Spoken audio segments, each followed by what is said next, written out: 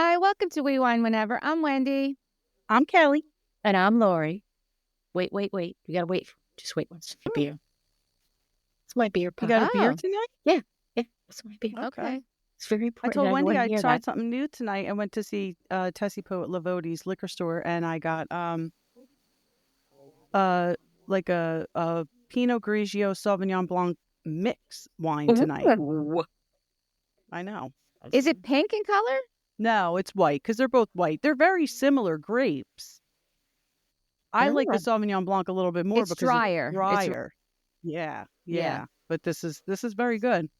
Interesting. Nice. Yeah, I'll tell you something funny later when we stop. By the way, I'll just mention this now because why not? I mean, we do a pod about wine. Bill is doing a Costco run next week if we need to Excellent. put an order in Yes. for our wine and other alcoholic beverages that we drink while potting. There you go. Yeah. Let's have a meeting this week Staples. and discuss what we need. Okay, we'll have to have a business meeting. We'll discuss business. our supplies that are needed for our business. And yes, sounds like a plan. Yeah, But perfect. tonight we're going to talk about Matthew Perry and the tragic death and the stuff that has surrounded his death that we've found out since his passing. And Lori's going to start it off with a little bit of the history of, Matthew Perry's beginnings because she did that research. Yeah. So, I always, I'm a Friends fanatic. I always watch this. I watched the show all these years and always thought Matthew Perry was funny, but really knew nothing about him. But he was born in 1967 in Massachusetts to John and Suzanne Perry, and they were only married for a little over a year, and then they split. And both of his parents subsequently remarried and had more children with their respective partners, and Perry ended up with 5 siblings. But he was the only child of his mother and father. And something else that I thought was pretty wild is he was a colicky infant. So as an infant, he was prescribed phenobarbital for 30 days when he was only a month old. So back in the day, old school, a lot of times when your kid wouldn't sleep and was colicky, this is something that they would actually do. So, it begs to question if this early introduction to barbiturates led in any way to his later addiction. So that was... It's interesting. Yeah, for sure. To say the least.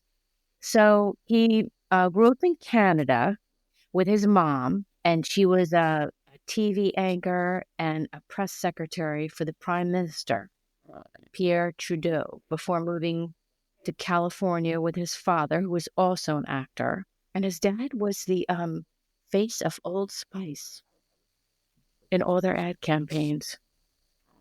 So he moved to California. His father was also... Oh, Wendy's got friends. His father was also in one episode of Friends.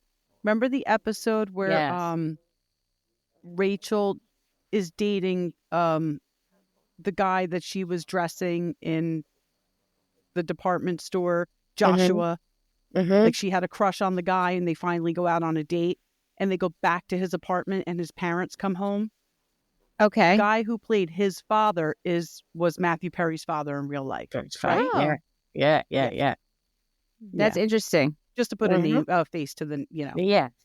So, kind of as a child, he was kind of shuffled back and forth between both parents, one being in Canada and one being in California. And he even tells a story about how he was put on a plane by himself when he was like 5. Like his feet didn't even touch the floor. He was sitting in the seat like, wow, what the hell is this? So he was like a latchkey kid. And he said in an interview with, I'll have to give you the guy's name later on, but he said that he just was always kind of trailing after his mother, wanting her attention, and she was super busy with this super important job and never really kind of had time for him. So at 14, he drank his first bottle of wine, and he said that he thought this must be the way that normal people feel all the time. That's how he explained it when he got drunk for the first time, like that. And he was actually a nationally ranked tennis player in Canada. Wow. And then he appeared in Beverly Hills 90210. And then at 24, he landed his gig with Friends. And this is but he said, like 1 week prior to getting hired, he prayed to God and he asked him to be famous and told God he could do whatever he wanted to in order to be famous. So kind of be careful what you ask for and how you ask for it. Yeah. So he was also the last actor to be hired for the series. And it earned him $1 million per episode in seasons 9 and 10. So that's a lot of money. $1 million. Because there's over like 20 episodes in those seasons. Mm-hmm.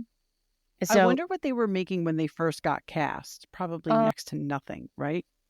I looked it up and I forget what it was, but it was no joke, but it was nothing like, what it ended up to be. And then, you have to add onto that several like millions in endorsements and royalties. Mm-hmm. Well, yeah.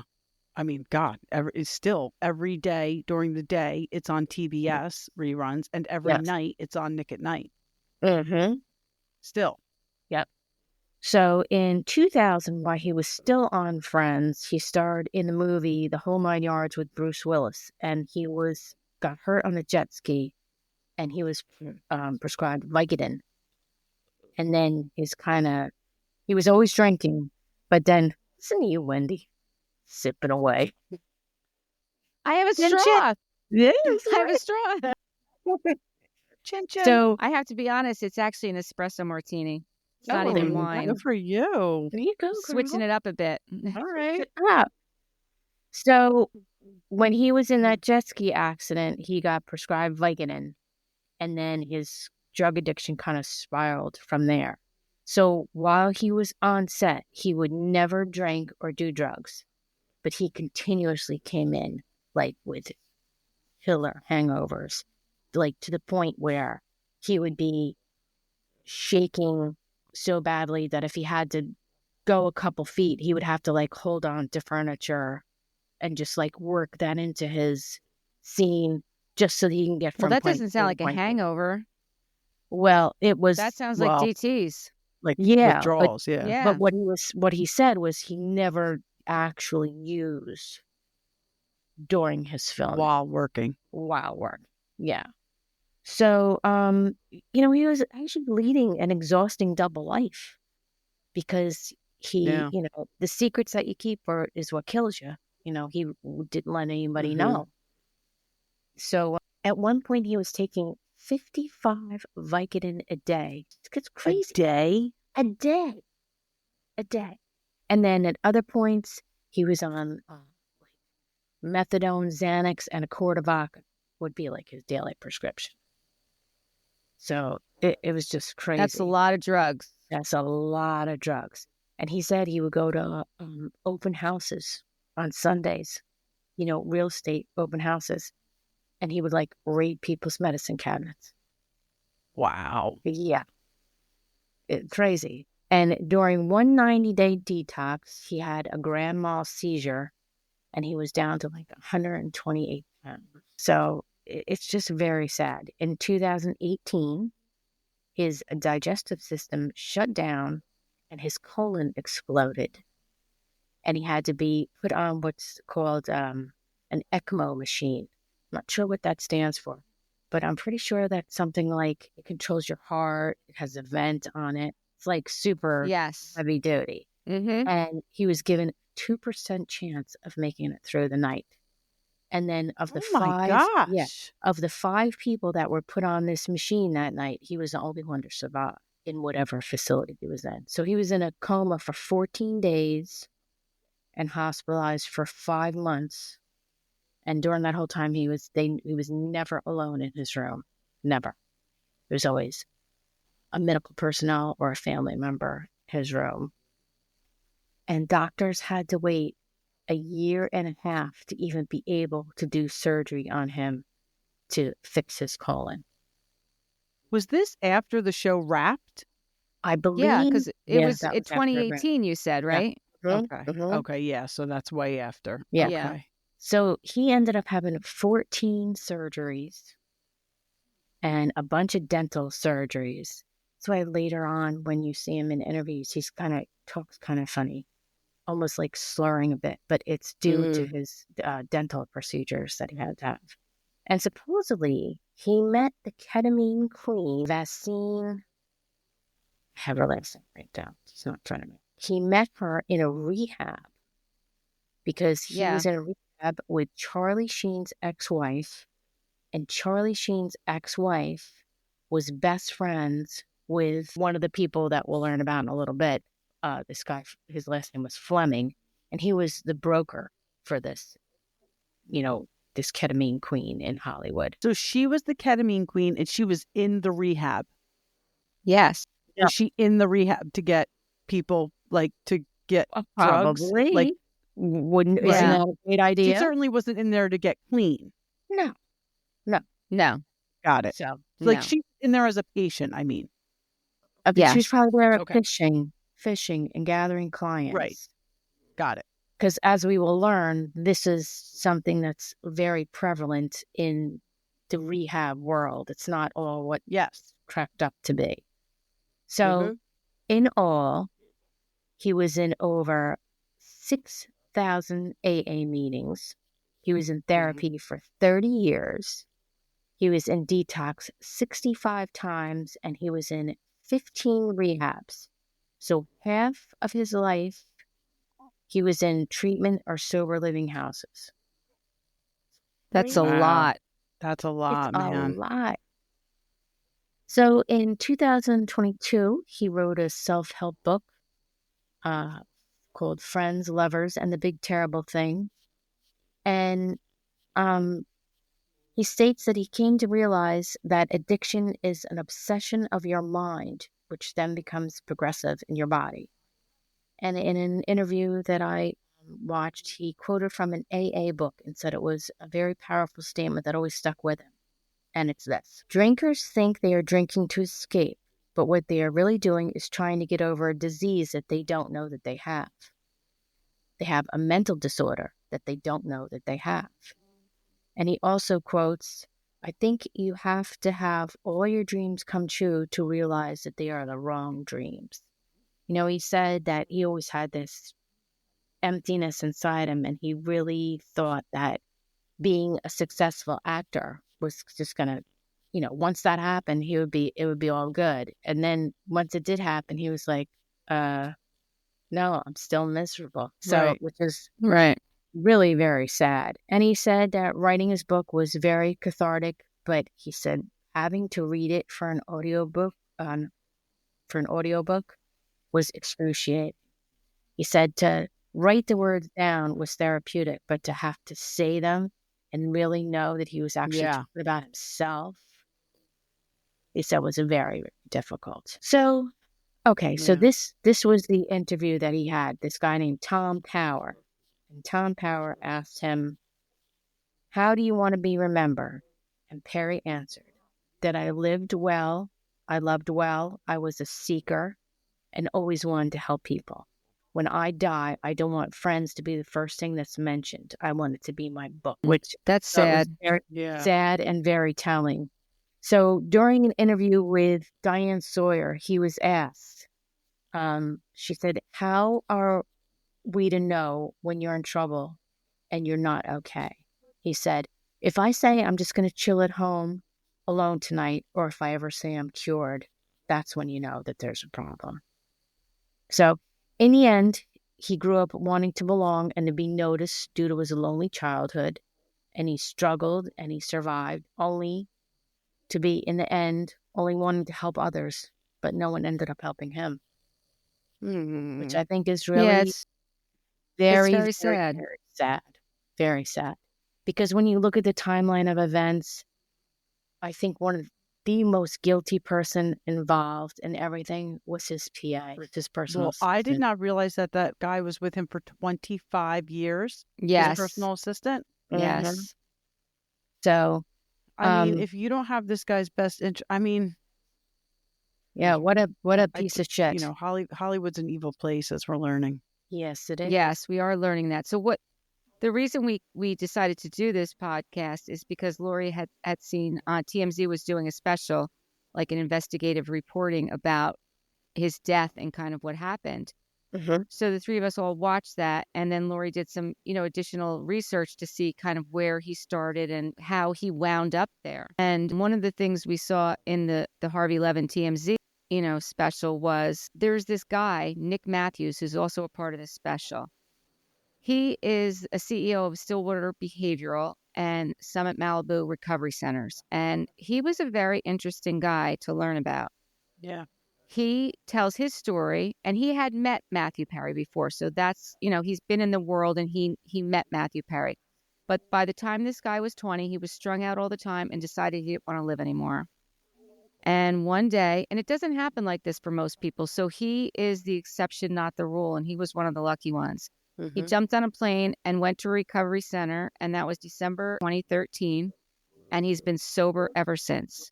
Yeah. So for him to go, decide I need help, go get the help, and for it to work and last is amazing. It's amazing. That's an anomaly. And he's a success story.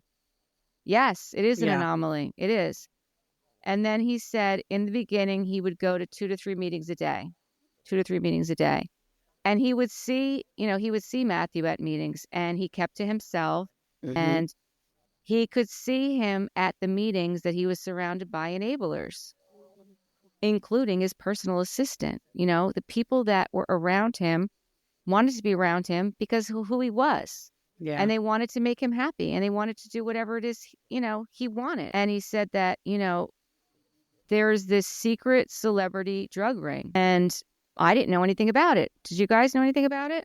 No. Nope. Not surprised, but no, I did not. But I'm not surprised either. Celebrity is not really my circles. How would I know? No, exactly. Yeah, right. I'm in the backwater here.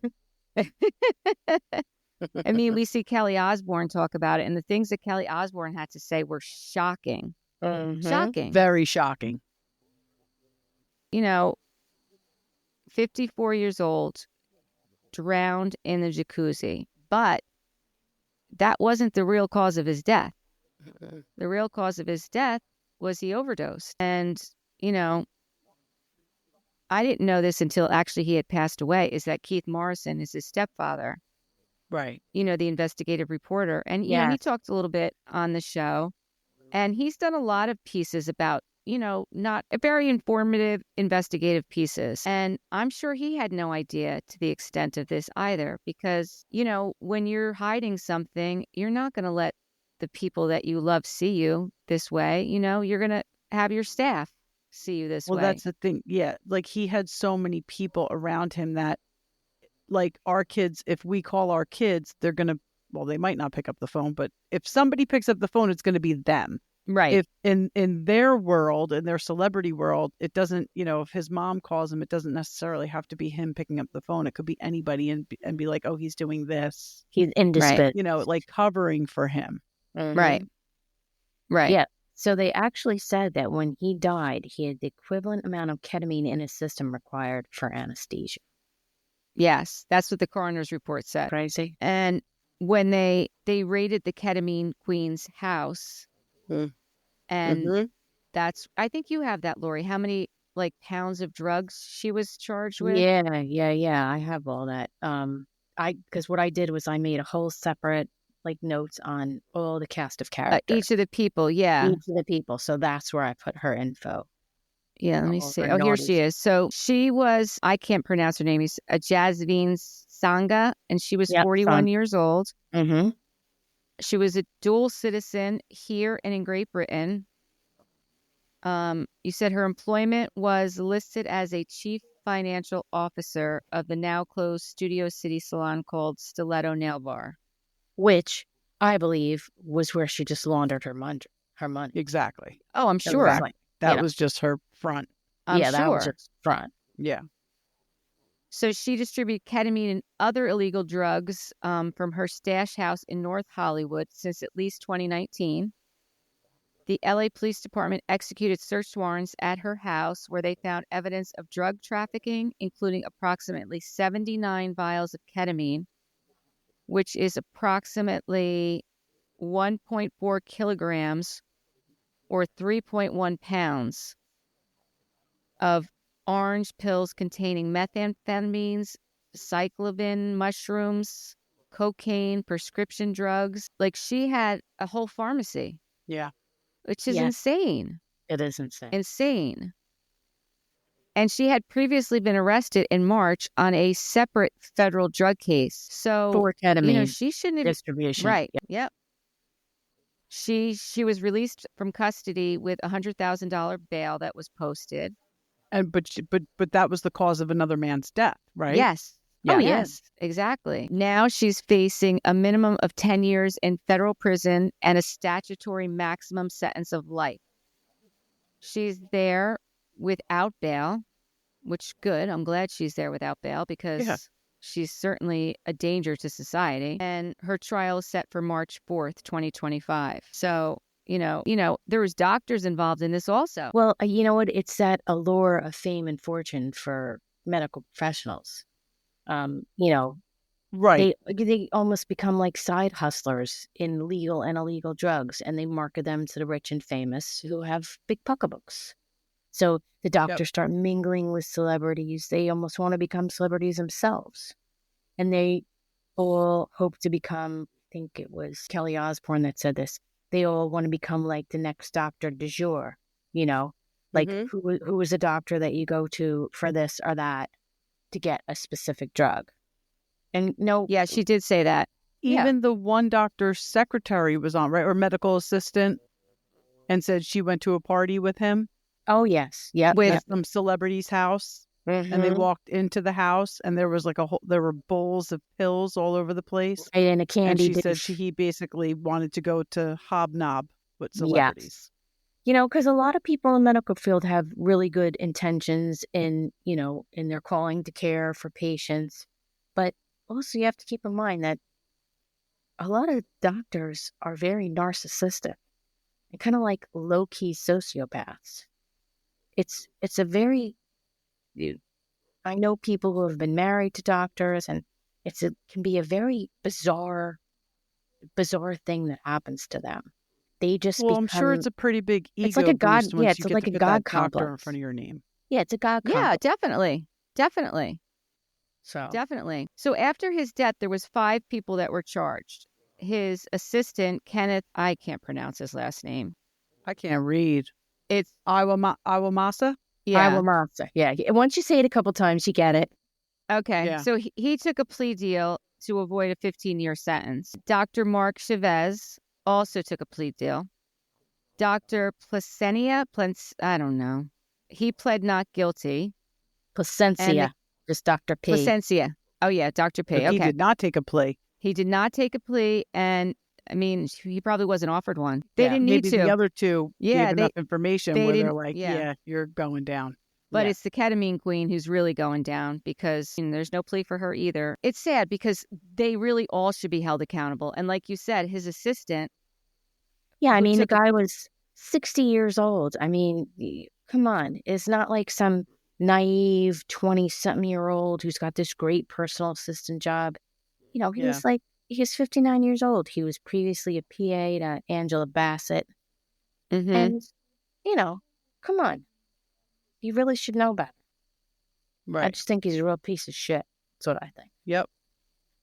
So Chavez, this Dr. Mark Chavez, he was an ER doctor from San Diego. He's 50. So he's kind of like a hustler. Like, he sold exercise equipment online. He wrote like a self-help book. And he went into business with 2 other doctors, and he opened up this thing called Dreamscape Ketamine and Wellness. So after he had like a dispute with them, he left the practice and he took a supply of ketamine with him. And then he did something really weird. Like, he rented this room in a home in La Jolla and like sold the ketamine out of like this rented room. It's a low budget. And then he obtained more ketamine by submitting fraudulent prescriptions in the name of a former patient. and then purchased more ketamine through a wholesaler, and the guys is still being affiliated with that dreamscape. So it's just crazy town. But that it's the two doctors, Chavez and Placencia, knew each other for like 20 years. So Placencia, That's interesting. yeah, Placencia, I believe it was the one who found out that Perry wanted the ketamine, and then he contacted this Chavez to get it from him. So this Dr. Salvatore Placencia, he was a family and internal medicine doctor in Santa Monica. He's 42. And during the pandemic, he opened a telehealth company. And so he's been charged and arrested with 1 count conspiracy to distribute ketamine, 7 counts of distribution of ketamine, 2 counts of altering and falsifying documents or records relating to the investigation. And he faces a maximum sentence of 120 years in federal prison.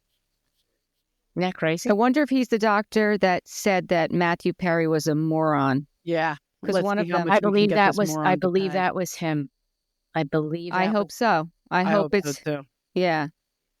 Because it's egregious, like, to say something like that. I mean, this is a human being. And you're a medical professional. You know what this can do. You know what this can do to somebody.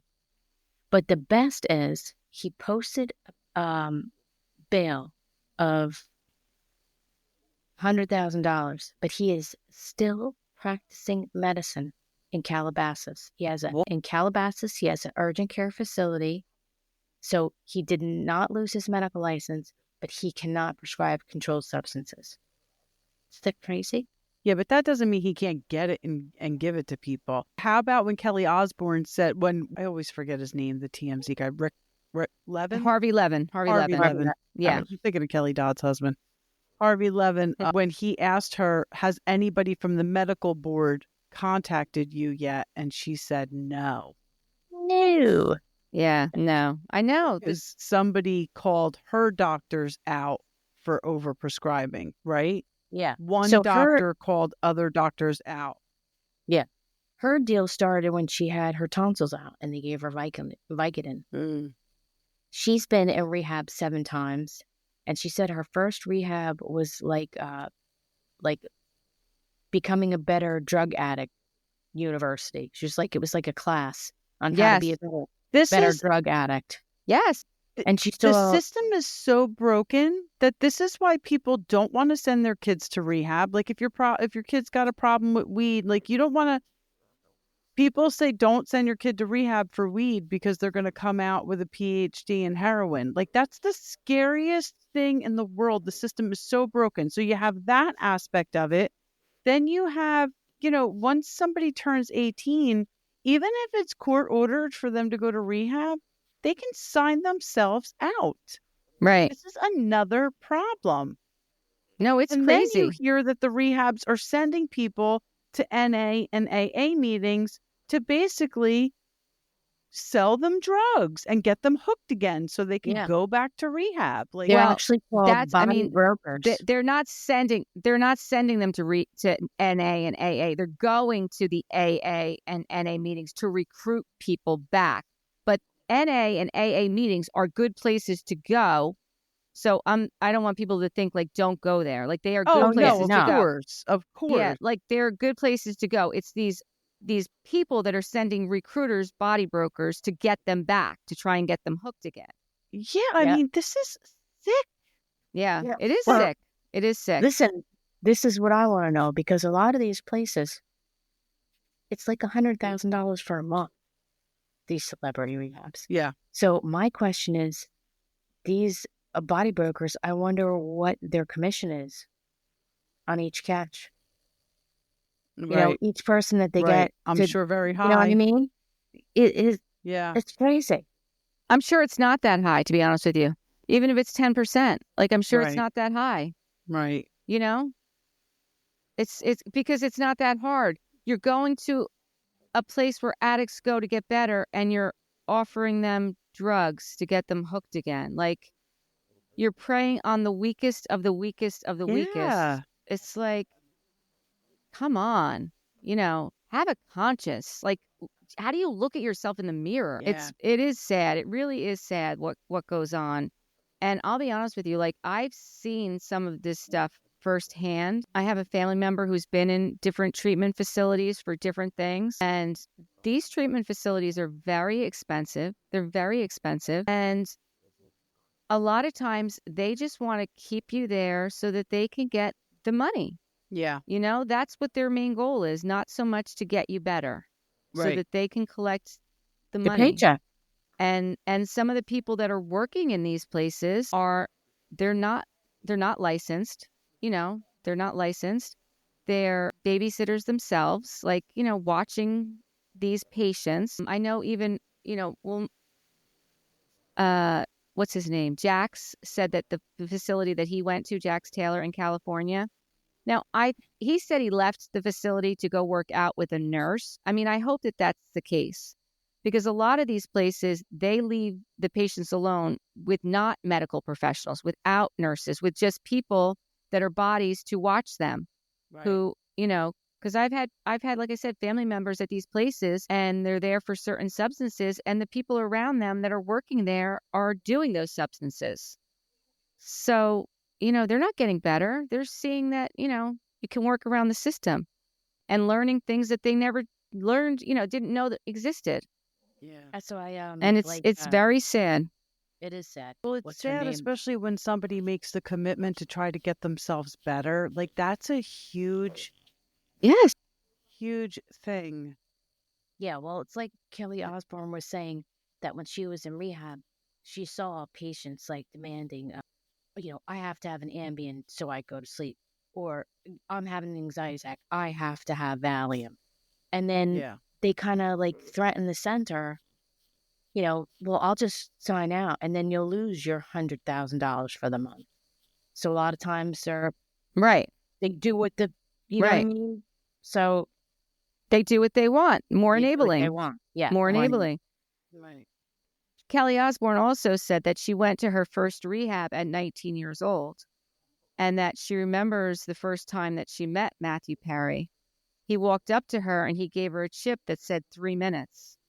He said, because she was having a tough time, she was really struggling. He said, you can get through 3 minutes, you can get through anything. And Kelly said it got her through the day, and then the next day, and the next day. And she'll never forget that. And at one point, she was going to 6 different doctors, 1 in LA, 2 in LA, 2 in New York, and 2 in London, just to get what she needed. She would just call the doctor herself, get the refills. Harvey's like, well, you would go in and pick up the prescriptions yourself? She goes, yeah, I would go in and pick up the prescriptions myself. She was what, 13, 14? Well, she was 13 when she started doing, but yeah, she was a minor. She was a minor. Now, can you imagine? I mean, I can't even get Sudafed without showing my driver's license. Right. Yeah. Right. You know what I'm saying? Well, Like, it's can you imagine? It's that whole elite world of when you got money, Yes. you can Yeah. break all kinds of Yeah. rules. So, Yeah. did you guys see on the TMZ thing that Brandon Novak, he was a guy from Jackass. Yes. He said he would actually go into doctors' offices and like trade swag for drugs. So I Yeah. saw he was on this, I watched this podcast. It was called Studio 22. And he was on it and he was talking about himself a little bit. So he started out as like by 16, he was like a full-blown heroin addict. And he was a skateboarder. And then he grew up with another guy who was a skateboarder who became famous. And then that guy kind of took him in. And so he was a millionaire 3 times over by the age of 23. And he never went. This guy Brandon Novak was? Just from the from Jackass Jackass. movies? Yep. And Eric really missed his calling with that. he did. Son of a bitch. Yes, he did. So He was the original Jackass jumping off roof. yes, he was. So he was in rehab 13 times by the time he was 35. And like Perry, his addictions almost killed him. So it's just crazy town. And then we saw on the same TMZ, Mike Sorrentino from Jersey Shore. Yeah. Yes. Yeah, he talked about his addiction, and he's just announced that he's opening his own recovery centers, and the first one is going to open up here in New Jersey, but they're going to be nationwide, and it's called Archangel, because he's Michael the Archangel. He's calling himself. He's St. Michael now. St. Michael, yes. It's But so you know funny. what? He's done a lot of good things. Yes. Oh, he's done a lot of great things. He really, really has. Yes, he really has. I mean, talk about pay it forward. Like, Yes. I couldn't say enough good things about him, honestly. Also, Terry Dubrow was on that special. Yeah. And, you know, he's a board certified plastic surgeon, and he knows about the lure of the celebrity, but he doesn't need to do that. Like, he has enough business. He has his own, you know, clout, but, you know, he corroborated what other people were saying. You know, as a doctor, he sees this happen all the time in Hollywood because he is a doctor in Hollywood and he sees these parties. And who else was on? Dr. Drew Pinsky was on. Yeah. Yeah. And he said it's the doctors that are fueling these addictions of these patients. They do what they want to do, and they know that they are not the only game in town. So they'll do whatever the patient wants, because if they don't do it, somebody else will. Right. And, That's what I'm saying. And then they lose their clout and they lose. right. Yeah, like I said, they Right. want to be Right. the doctor du jour. They want to be the doctor that everybody comes to for their extras. Because it's a lot of money. Right. It's a lot of Yep. money. No, it is a lot of money. It was the first time I heard this. Dr. Anne Klein is just as responsible for Michael Jackson's death as Dr. Conrad Murray. Dr. Klein shot him up with Demerol every day for the last 3 months of his life. Like, who does Every that day. to somebody? I don't care what Not you would Anne me. Klein, Arnie. I'm sorry, Dr. Arnie Klein. I'm like, Anne Klein, doesn't she make No, clothes? Arnie. I'm sorry, No. it's dark. My eyes. I know. And Dr. Klein. So Debbie Rowe, the interesting thing is Debbie Rowe worked for Dr. Klein. That's who it was. That it was Michael Jackson's ex-wife who worked for the doctor. Well, Yes. they weren't married. She just had his baby. She said I'm Michael Jackson's ex-wife. Oh, really? She said it. Yeah. I thought she I'm just almost had his positive baby. they were married. All right, whatever. I mean, I know she definitely had one of his babies, but yeah, whatever. I Yes. agree. But I honestly thought she said I'm Michael Jackson's ex-wife, or maybe they Oh. put it underneath her name. Okay. Just So for 27 years, and she said she's the one who said she was very familiar with these medications and that she would go to the parties and that he supplied the candy dish full of pills. Yeah. Dr. Arnie Klein is the one who, you know, supplied them. Yeah. And, you know, why hasn't anyone looked at him? Why is he still walking Get arrested around? in all of this? No. You know what? I thought I just assumed he was one of the doctors that got arrested in all of this. No. Well, all one can do is hope that the many, many, many other people involved in this will be brought into the light. That's all one can hope, because Well, I'm it's really sorry, but disgusting. at this point, shouldn't I'm sure there's a federal medical board. I'm sure, you know, I know that each state has one, but I'm sure Right. there's a federal I don't think level. so. I think the way and Well- I could be wrong. I think the way the medical board runs, there is a medical board, you know, the AMA, the American Medical Association, right? But you know who's on the AMA? Other doctors. Other doctors. Right. So there's a big- doctors are policing doctors.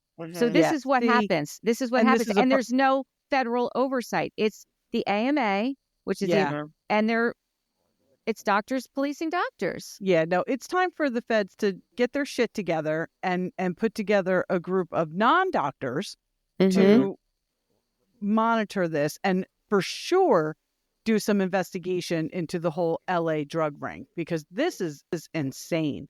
I mean, it explains so much when you think about it. Like Brittany Murphy, Britney who Spears. was the other guy? He was so cute. Well, I'm saying people who just you know, died and there was no explanation. Heath Oh, yeah. Ledger, Mm-hmm. like River Phoenix, like come No, on. there's so many people who Like have. we know, yeah. you know, Yeah. you So- know there were people enabling them. Yep. Yeah, Doctors. definitely. So When I did- Mike is on this show, he talks about No. okay. When Mike was on, he started talking about how he started experimenting with opiates when he was 19 years old. a friend had introduced him to these yellow pills, and they were called bananas. And he got them on the street, and he fell in love with them. And that was 10 milligram Percocet. And that's where he fell in love with opiates. And that's where he said the devil started. Mm-hmm. The first season they cast him on Jersey Shore, he was just drinking and was proud of that. But by the second season, after they got the big raise, and he drank a little bit of his own Kool-Aid and said, wait until you see me now. And in season 5, it really came to a head when he was smuggling the drugs, which he talks about in his book, to Italy in his shoes. His sneakers. And he ran his head into a cement wall. Mm-hmm. And he was out. He was high. He was out of control. And then in 2013, he went to rehab, and he is 9 years clean and sober. Actually, that's 2013, so it's 2024. So now it's 11. I don't think it's 11 years, right? Wow. And he credits like his wife Lauren, who was his girlfriend, college sweetheart, and just wanting to get better. But again, he's the exception. Like, he went to rehab and got clean and sober, just like the guy who started it out, Nick Matthews, went. But and Mike worked. Sorrentino, he went to rehab a couple of times. So he it wasn't like that guy. That guy really is an exception to the rule, for sure. Mm-hmm. But I believe Sorrentino only went maybe stints. maybe only like 2 or 3. But I didn't realize that a lot of people who are addicts, there's multiple times to rehab, over. Oh yeah, many times. And you wonder to yourself, is it really that their addiction is so bad, or is it that these rehab centers are really fucked up? So obviously, I lost 2 nephews to drug overdoses and a brother-in-law. When I say the system is broken because people can sign themselves out, that is what I'm talking about. My, brother-in-law signed himself out a lot. Yeah. A lot. So, listen, I smoke cigarettes, and I'm trying not to buy them, and I'm trying not to smoke because I turned 50 and I know I got to get my shit together. But I just walked over and had one with my other friend who smokes. So it's a weak moment, right? It's a weak moment. So people in rehabs can have a weak moment and just sign themselves out and just change their whole trajectory. path Yep. in one weak moment. Mm-hmm.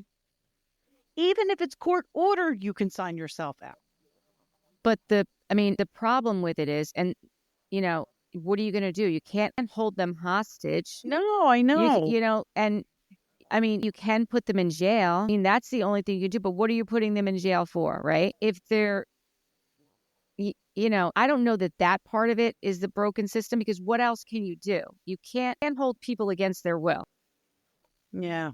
You can put them on a psych hold, but if they're not, it's hard. It's very, very hard. It's very hard. Never mind the fact that these places are so overfilled. Mm-hmm. They're so overfilled. Like, sometimes you can't even get a bed. Absolutely. You have to wait. Like, you've gotten to the point where you actually make the choice to get yourself help, which is tremendous. And you can't even get in because there's no beds available. That's crazy now. But what they said about, what you said, Matthew Perry said about, the drugs, the addiction, it was really about mental health. Yeah. Sure, and I'll be honest with you. I think every single one. I think every single addict or alcoholic has a co-occurring mental health issue. Now, that being said, I think that you can have a mental health issue and not have an addiction issue. Yes. But I do believe if you have an addiction issue, you most definitely also have a co-occurring mental health issue. Yeah. And that's where it is tricky, because trying to decipher what is the addiction and what is the mental health issue, and then how do you treat it? Because the ketamine is actually an effective treatment for certain mental health issues. But it's if it not is done like it's not like FDA approved for that, though, No, right? it is. No, it Oh, absolutely I thought is. they said that it was not in the No, it TMP thing. absolutely is under medical supervision. There's a place on Route 9 in Howell that Okay. does it, Okay. but it has to be medically supervised. My problem with it is the fact that, like I said, mental health issues and addiction issues are co-occurring. Yeah. So if you prescribe ketamine for someone who has anxiety or depression, and they also happen to be an addict, that's what's going to happen. Yeah. If you happen to prescribe it for somebody who does not have this addiction problem, it does not have this addictive personality, then it may work for them, right? Mm-hmm. But how do you figure that out? And do the Yeah, who has doctors really what? care enough to figure it out? Because like I said, it is mainstream. Like there are places I, could walk into a place right now with someone I love and I could probably get them this ketamine therapy. But To what end? it's not good. Right. Exactly. Right. It's not always the right thing. And it's a very slippery slope. Yeah. All of these medications should be doctor supervised.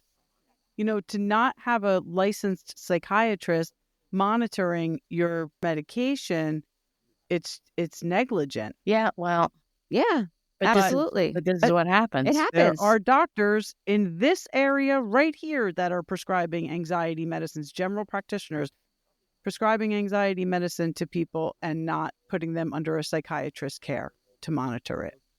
Which is It's not happening. cool. Yeah, no. No, So it's I just not, wanted to bring because this up. So Well, you know what the other problem? Again, on September 30th, okay, this Dr. P learns of Matthew Perry's interest in ketamine, and he contacts this other doctor, Dr. Chavez, to obtain the ketamine. So you go back and forth, and, if you look at the timeline, they meet again on October 2nd. He gets more injections. October 4th, he gets more injections. And then October 6th, more injections. October 8th, they actually meet in the shopping plaza late at night, and this Dr. P injects Matthew Perry in a car. October 10th, again, they meet. And then pretty soon, his personal assistant, this Iwamasa, starts to inject him instead of the doctor. So then you go to October 20th. Matthew Perry receives his last legal ketamine treatment from his regular physician. And then October 25th, now he's starting to get it from this Fleming person who is in cahoots with the ketamine queen. So now he's not only getting it from this Dr. Placencia, now he's getting it from this guy Fleming, who is the drug mule for... And now the personal assistant's the one giving him the shots. Right, and now the personal assistant is the one giving him the shots. Okay, so you go October 25th, October 26th, October 27th, October 28th. Now, the day that he dies, he gave him 3 injections in one day. So just to give you some reference, in 1 month, so from September 30th until October 28th when he dies, Matthew Perry spent $43,000 on ketamine. That's crazy. Crazy. September 30th to so a month. Yes. He spent $43,000 on ketamine. And I also heard somebody crazy. say that really the wholesale thing on a vial of ketamine is like $12. But they'll charge like $2,000. Whatever they can. For one vial. Whatever they can. Whatever they can. So it's just very sad. Very, very sad. Because in the end, it was just somebody... So the personal assistant on the 28th gives him injections, Yeah. leaves the house to run errands, Yeah. and leaves Matthew Perry in a jacuzzi, shot up with ketamine. Yep. That's exactly what happens. I mean, that's liability right there. Like, that's... Oh, huge. That's what I'm saying. It's very clear. You left him in a Yeah, that's why I'm saying when you look at the timeline of what his personal assistant really did, it's so heavily negligent. It's just what a piece of shit that you would. Yeah. This is Yes. somebody that you worked for all this time and Right. made a good living off of him, and that's how you would pay him back. Right. Whatever happened to just saying, you know what, I love you, Matt. I can't do this. I quit. Right. Yeah. Let's go. Let's go somewhere. Let me Yeah. take you Right. to get Let help. me call somebody. Right. And even if he says Or no, you call somebody anyway. Like right. that. Yeah. Call his family. Call his family. Call his Yeah. family. Who Yeah. does that? Who just keeps injecting somebody? Like, that's crazy. It's crazy. It is crazy. One of the things I was going to say is another part of the problem, like you had mentioned, as these general practitioners are prescribing these drugs, there's not enough psychiatrists. There's not. No. And And it that's, takes months to get into one. yes, that's another part of the problem is that there are Yes. not enough psychiatrists. There really That's true. isn't. It should be, especially for adolescents. Yes. especially for adolescents. And, it does take months to get And to then see them. And when you do get to see them, and I have personal experience, again, myself also from family members, when you do get to see them or speak to them when they're, to your telehealth visit, you're on the phone for 10 minutes. They're just re-prescribing your medication. How are you? Gone. That it's Do you think it's helping? Do you think, yeah, do you but think they the not dosage like is okay? not like a great big conversation, not like really giving a shit. They're reading like 3 questions off a piece of paper so they can hang up with you and get on the phone with the next person and re-up their script. Another very yeah, sick. it's sad. But that being said, there are some very good Yeah, psychiatrists out there if you could because find them. I have personal experience with very good ones and ones that are very bad. Mhm. So, there are good ones out there. Same goes with therapists, to be quite honest with you. And Absolutely. that's the other thing is, mental health treatment is not just medication. Therapy and medication go hand in hand. You can't do one without the other. Without the other. Yeah. You can do therapy without medicine, but you can't do medicine without therapy. They Correct. have to go together. Yeah. They have to go together. And that general practitioner doesn't get that portion of it. So, I mean, I don't know. And I think that really it's very sad. It's an epidemic. Addiction is an epidemic and things need to change. And this just proves, like, when they say addiction has no discrimination, this guy had more money than he probably ever knew what he'd have to do with. You know what I mean? Mm-hmm. Yeah. And don't think It really doesn't matter your social class, your financial class. It hits you. It hits you. Yeah. And you could have the most loving family, or you could have a or come from an a unfortunate upbringing. It doesn't matter. No. Right. Because I'm sorry he felt, and I don't think his addiction had anything to do with the fact that he, came from divorced parents and, got shuffled back and forth. I don't, I think that a good therapist probably, if he was in therapy all those years, he probably, came to terms with that. And, it's nothing his parents did. They just didn't get along and they, separated and moved on. And I'm sure both of his families loved him very much. So I just think that if it's in you, it's in you. It's in your DNA. It's in your makeup. Well, that's always Yeah. And the sad part about it is it nurture or nature? Is it Right. environment or, biology? But the other thing is, it's the stigma with addiction because Sure. even mental health illness, there's a stigma with it. If you tell someone you're an addict, they look at you one way.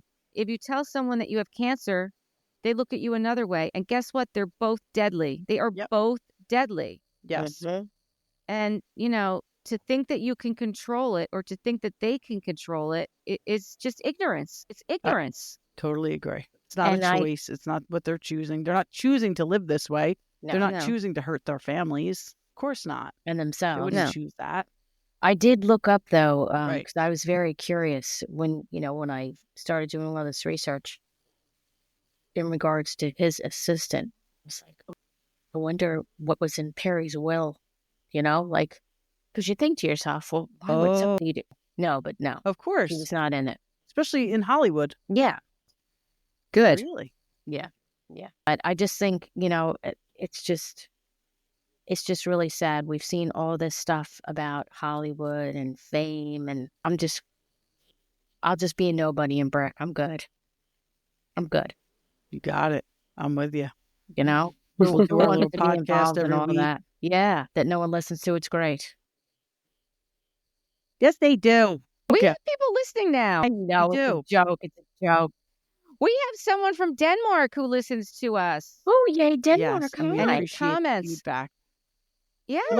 Last year we could say that, but this Yeah. year I don't think we could say it anymore. No, we're getting there. We're growing.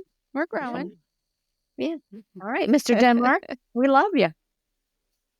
Yeah. We do. Yes, he gives good feedback. He They give does. good feedback. Very nice. Yes. All right. Well, when we're in Denmark, Yeah. we'll look them up. All right. Sounds good. Lori will be the first one to get to Denmark out of the three of us, by the way. That's for sure. Absolutely. That's for sure. Denmark, here I come. I'm ready.